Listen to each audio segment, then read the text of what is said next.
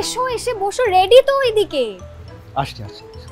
আমার বর হচ্ছে একা মানুষ যে শুধু কাজ করে, বাকিরা তো কেউ কিছু জানেও না, কেউ কিছু করেও না, উনি একা শুধুমাত্র কাজ করে যাচ্ছেন। দেখুন দেখুন, এই আমি রেডি। দুজনেই তো কাজ করেন, অফিসের কাজ, বাড়ির কাজ, এত কিছুর মধ্যে সবকিছু সামলান কি করে? ম্যাজিকও করে? মোটেই না, ব্যালেন্স থাকলে সবটা পসিবল। যেমন আমার থাকে, আমি ব্যালেন্স করে চলতে জানি। কার কাজের চাপ বেশি? তোমার? আরে তোমার প্রশ্ন থেকে তো তাই মনে হয়। আমার। আর কিছু বলবে তুমি?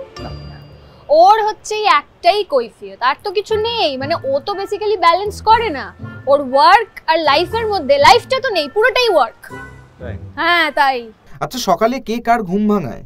বেডটি থাকে কি সঙ্গে? ঘুম কেউ কারুর ভাঙায় না, মোটামুটি অতিষ্ঠ করে তোলে। কারণ সকাল থেকে এই যে ছতার জিনিসটা বাজতে শুরু করে, কন্টিনিউয়াসলি ফোন এসে যায়, তো আমাদের বাধ্য হয়ে উঠে পড়তে হয়। ও আর চা, ও যেই চাটা বানায় না, সেই চাটা খেলে মরে যেতে ইচ্ছা করে। আমি না কফিটা ভালো বানাই, ইনস্ট্যান্ট কফি। তো এত কিছুর পর একে অপরের জন্য সময় থাকে? We try. আসলে আমাদের শিডিউলটা তো মিসম্যাচ না। একদমই না, ওই যে বললাম ব্যালেন্স করে চলতে জানতে হয়। এই তো আমরা বেস্ট ফ্রেন্ড যারা, আমরা চারজন, আমরা এভরি উইকে একবার করে মিট করি। এবার ওর বিষয়টা হচ্ছে, ওর তো সব কাজ এমন লাস্ট মোমেন্টে ঢোকে যে ও আর অ্যাভয়েড করতে পারে না, তাই না? আচ্ছা, শেষবার কোথায় কবে একসঙ্গে ঘুরতে গিয়েছিলেন?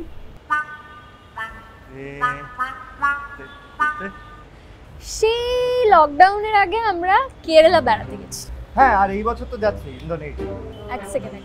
এটা কবে হলো? মানে আমি তো সেদিনই তোমাকে ইন্দোনেশিয়া যাওয়ার কথা বললাম, তখন তোমার ইচ্ছে হলো না, এখন কি করে চেঞ্জ হয়ে গেল ভাই? সারপ্রাইজ ঠঙের দোষ। ফ্রি টাইমে ফ্যামিলি না ফ্রেন্ডস? এই এত কথা তোমায় বলতে যাবো কেন বলো? অবভিয়াসলি ফ্রেন্ডস, কারণ ফ্যামিলিটা অলমোস্ট কাজেরই মতো। আমার ফ্যামিলি আর কেই বা আছে বলো? খুব কষ্ট হচ্ছে না? কেউ নেই, কেউ থাকলে খুব ভালো হতো। এটা বললাম আমি।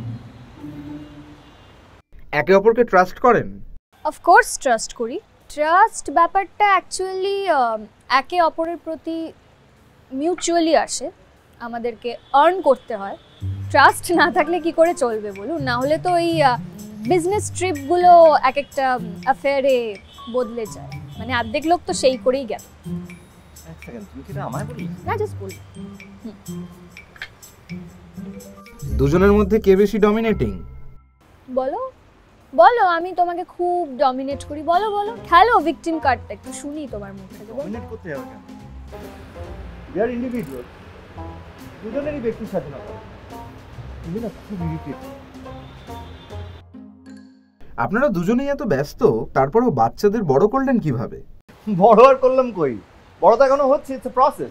আমাদের পুরো সময়টাই ওদের। আমি কিন্তু একটাও পেরেন্ট টিচার মিটিং মিস করি।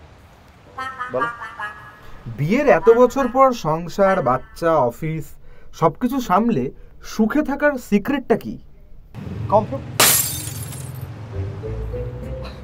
আন্ডারস্ট্যান্ডিং, বোঝাপড়া। ইয়েস, ব্যালেন্স ইজ দি কি। And she is always right.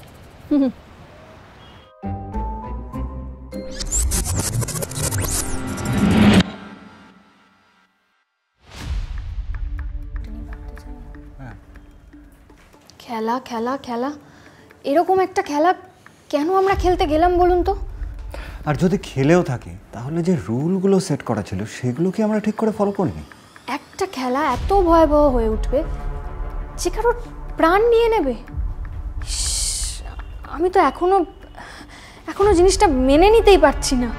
তবে আপনারা যেভাবে ভাবছেন খেলাটা ঠিক সেভাবে শুরু হয়নি, এর পেছনে আরো অনেক গভীর রহস্য রয়েছে। এরপর কি হবে বলুন তো? এক এক করে কি সব মাছ? না না, আমি আর এটা নিয়ে ভাবতে চাই না। চলুন না একবার প্রথম থেকে দেখে নেওয়া যাক। গভীর জলের মাছেরা ফিরছে আরো গভীর রহস্য নিয়ে। আপনারা দেখবেন, কিন্তু খাবেন না যেন। দেখা হচ্ছে শিগগির।